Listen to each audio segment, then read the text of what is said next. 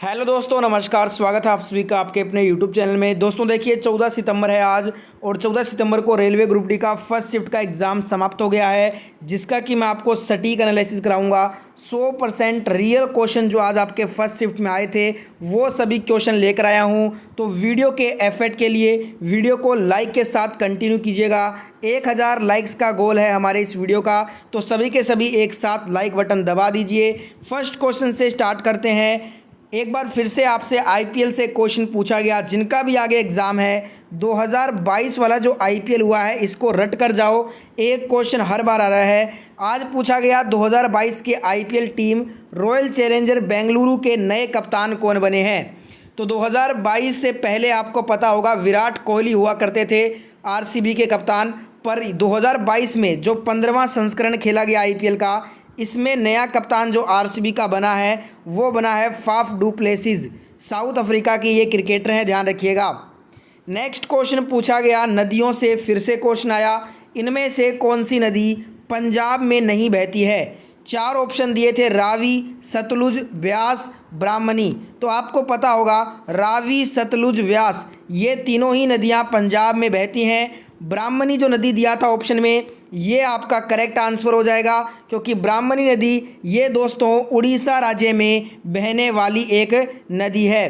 ठीक है, next question करते हैं। अब अगला क्वेश्चन पूछा गया था, निकट दृष्टि दोष को कम करने के लिए किस लेंस का उपयोग किया जाता है। निकट दृष्टि दोष को कम करने के लिए हम अवतल लेंस का प्रयोग करेंगे, तो अवतल लेंस आपका करेक्ट आंसर होगा। यह निकट दृष्टि दोष का एक नेत्र विकार है। निकट दृष्टि दोष में प्रकाश रेटिना पर के बजाय के सामने केंद्रित होता है। इसमें क्या होता है, निकट दृष्टि दोष में दूर की वस्तुएं धुंधली हो जाती हैं और निकट की वस्तुएं सामान्य दिखाई देती हैं।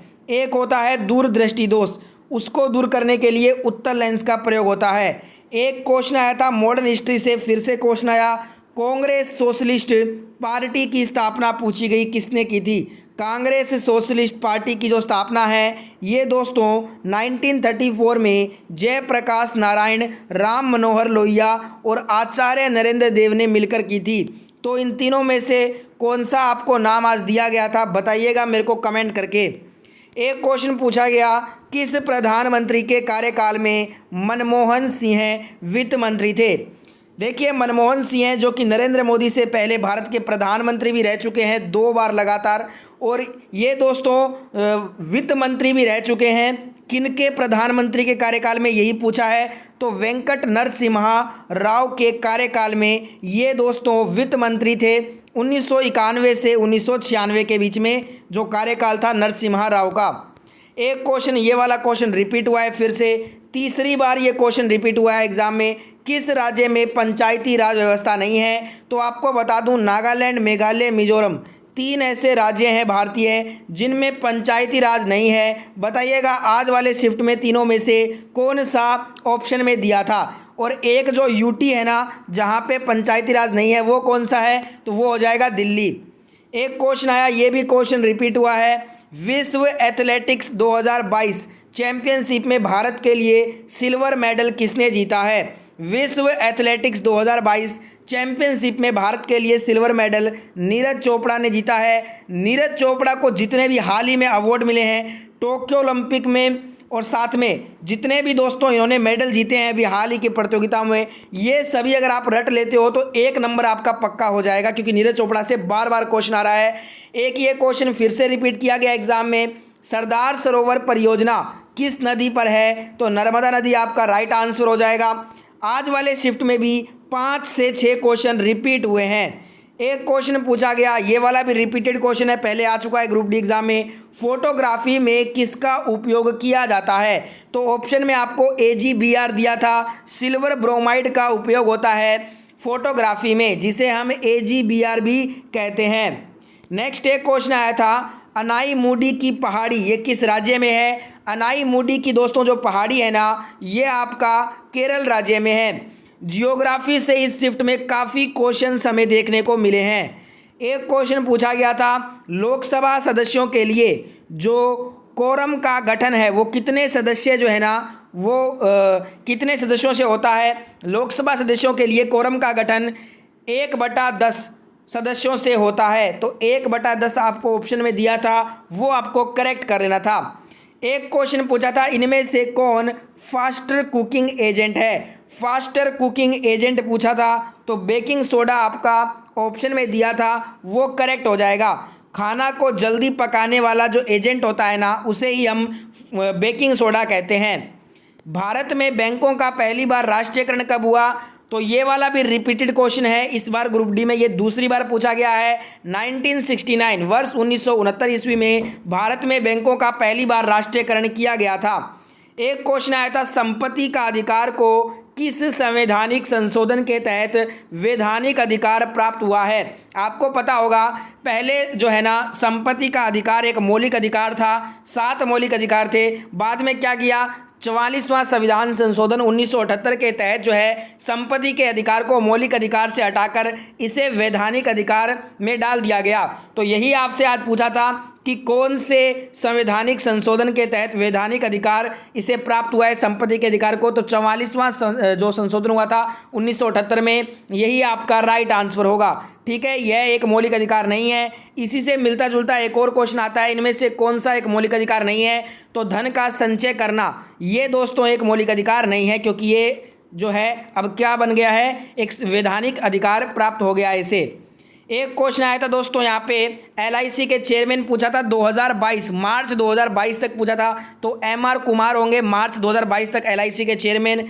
एक पूछा था, साजो फेस्टिवल, जो साजो फेस्टिवल है त्यौहार, ये किस राज्य में मनाया जाता है। तो ऑप्शन में हिमाचल प्रदेश दिया था, और वही आपको करेक्ट करना था। साजो फेस्टिवल हिमाचल में मनाया जाता है। एक नाबार्ड से क्वेश्चन आया था, नाबार्ड डेयरी फार्मिंग स्कीम 2022 से क्वेश्चन था। ये वाला क्वेश्चन पूरा क्या था दोस्तों, जिसको भी याद है कमेंट जरूर कीजिएगा।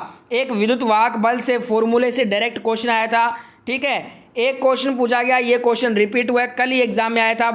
भगवान महावीर स्वामी जैन धर्म के कौन से तीर्थकर थे। तो 24वें तीर्थकर थे ये। नेक्स्ट एक क्वेश्चन पूछा गया, ये वाला भी रिपीटेड सवाल है, न्यूलैंड का अष्टक सूची में अंतिम तत्व कौन सा है। न्यूलैंड का जो अष्टक सूची था, इसमें टोटल 56 तत्व थे, जिसमें दोस्तों अंतिम तत्व की बात करें तो थोरियम हो जाएगा सबसे अंतिम तत्व। ये वाला भी रिपीटेड सवाल है, लगभग 6 से 8 क्वेश्चन रिपीट हुए हैं इस शिफ्ट में। एक क्वेश्चन आया था, उत्तल दर्पण में वस्तु को 2 सेंटीमीटर पर रखा जाए तो प्रतिबिंब कैसा बनेगा। अगर वस्तु को उत्तल दर्पण में 2 सेंटीमीटर पर रखेंगे ना, तो प्रतिबिंब आभासी या फिर काल्पनिक या हासित प्रतिबिंब बनता है। ऑप्शन में बताइएगा आभासी काल्पनिक में से क्या दिया था, और साथ में सीधा और छोटा भी प्रतिबिंब बनेगा, ध्यान रखिएगा। एक दोस्तों क्वेश्चन आया था आज, वोल्टेज और धारा को अगर 3 गुना कर दिया जाए तो पावर पर क्या प्रभाव पड़ेगा। एक फॉर्मूला होता है P = V × I। अब यहाँ पे हमने क्या किया, V को भी 3 गुना कर दिया, I को भी 3 गुना कर दिया, तो पावर क्या हो जाएगा, अब 3 × 9 गुना हो जाएगा ना। तो आसान क्वेश्चन था, 9 टाइम्स हो जाएगा ये। एक फ्लोएम्स के कार्य से कोई क्वेश्चन आया था, पूरा क्वेश्चन नहीं मिला है, जिनको याद है बताइएगा। एक क्वेश्चन आया था, ये भी रिपीटेड क्वेश्चन, चुंबकीय क्षेत्र की दिशा क्या होती है। चुंबकीय क्षेत्र की दिशा दक्षिण ध्रुव से उत्तर ध्रुव की होती है। साथ में चुंबक की रेखा एक दूसरे को कभी भी नहीं प्रतिच्छेद करती है। बार बार ये क्वेश्चन आ रहे हैं चुंबक से। एक क्वेश्चन आया था, उत्तल दर्पण में फोकस दूरी 30 सेंटीमीटर है। तो यहाँ पे देखिए दोस्तों, वक्रता त्रिज्या आपको निकालना था, यहाँ पे थोड़ा सा मिसप्रिंट है, इसको सही कर लेना आप। तो इस वाले फॉर्मूले से आप इसको निकाल सकते हो, F = R/2 से। एक क्वेश्चन आया था, प्रिज्म से प्रकाश को गुजारने पर निम्न में से किस रंग के प्रकाश का झुकाव सबसे अधिक होगा। बार बार ये क्वेश्चंस आ रहे हैं प्रकाश प्रिज्म वाले। अब देखिए, प्रिज्म से जब भी हम प्रकाश को गुजारते हैं तो सबसे ज़्यादा जो विचलन होता है ना, वो आपका बैंगनी कलर का होता है, वॉयलेट कलर का। तो बैंगनी इसका आपका करेक्ट आंसर हो जाएगा। सबसे कम अगर पूछ ले तो सबसे कम किसका झुकाव होगा, लाल कलर होगा। लाल कलर का जो है ना सबसे कम विचलन होता है प्रिज्म से प्रकाश गुजारने पे। एक क्वेश्चन आया था, जल के शुद्धिकरण के लिए किसका उपयोग करते हैं। जल के शुद्धिकरण के लिए हम क्लोरीन गैस का प्रयोग करते हैं, तो क्लोरीन आपका करेक्ट हो जाएगा। एक आया था, बॉडी बिल्डिंग के लिए क्या आवश्यक है। देखिए दोस्तों, ऑप्शन थे वसा, प्रोटीन, कार्बोहाइड्रेट, एक और था शायद ग्लूकोज होगा। तो यहाँ पे जो राइट आंसर हो जाएगा, बॉडी बिल्डिंग के लिए प्रोटीन की आवश्यकता होती है, तो प्रोटीन आपको आंसर टिक करना था। एक आया था खाना बनाने के लिए कौन सी गैस का प्रयोग होता है, तो एलपीजी, लिक्विफाइड पेट्रोलियम गैस, जिसे द्रवित पेट्रोलियम गैस बोलते हैं। फॉर्मूला होता है C3H6। इस गैस का प्रयोग किया जाता है खाना बनाने में। एक क्वेश्चन आया था मार्च 2022 के अनुसार भारतीय जीवन बीमा यानी कि LIC के अध्यक्ष, करवा दिया मैंने आपको, MR कुमार है मार्च 2022 तक। नेक्स्ट क्वेश्चन आया था जल को रोगाणुओं से मुक्त बनाने के लिए दोस्तों कौन सा रसायन मिलाते हैं, उसमें देखिए दोस्तों, जल को रोगाणुओं मुक्त बनाने के लिए हम सोडियम हाइपोक्लोराइड का जो रसायन है उसमें मिलाते हैं, जिससे कि जल के रोगाणु मुक्त हो जाएं। एक क्वेश्चन आया था 2022-23 में भारत की आर्थिक वृद्धि दर क्या थी। 2022 यानी कि फरवरी 2022 तक तो थी 9.2%, और यही आपका राइट आंसर था आज। और अब वर्तमान में जुलाई 2022 के बाद ये घटकर 7.4 हो गई है। एक क्वेश्चन आया था किसी वस्तु को रगड़ने पर किस प्रकार का ऊष्मा उत्पन्न होगा, बताइएगा विकल्प क्या क्या दिए गए थे इसमें। एक आया था एक पीढ़ी से दूसरे पीढ़ी में आनुवंशिक की गुण का प्रसार किसके द्वारा होता है। एक पीढ़ी से दूसरे पीढ़ी में आनुवंशिक का जो गुण है ना वो जीन के द्वारा प्रसारित होता है। तो ऑप्शन में जीन दिया था, कोशिका दिया था, दो और ऑप्शन थे, बताना याद है तो जिनको। वैसे आपका जीन आपका करेक्ट हो जाएगा, आसान क्वेश्चन। आनुवंशिकी का पिता ग्रेगर जॉन मेंडल को कहते हैं। ये क्वेश्चन आ चुका है ग्रुप डी में एक बार। एक क्वेश्चन था फ्लोएम के बारे में क्या कथन सत्य नहीं है, तो देखिए दोस्तों, पौधों में खाली सिर तक पोषण का परिवहन करता है, ये वाला कथन फ्लोएम के बारे में सत्य नहीं है, ये गलत कथन है, यही आपका आंसर होगा। यह पौधों में पोषक तत्वों का परिवहन करता है, ये सत्य है। यह 4 प्रकार के उत्तकों से मिलकर बना होता है, ये भी सत्य है। ठीक है, जाइलम और फ्लोएम से लगातार कथन से क्वेश्चन आ रहे हैं। एक क्वेश्चन आज पूछा गया था नमक उत्पादन में गुजरात का कितना हिस्सा है। नमक उत्पादन में सर्वाधिक गुजरात का हिस्सा है 80%। आवर्धन से क्वेश्चन आया था, पूरा क्वेश्चन जिनको भी याद है कमेंट करना।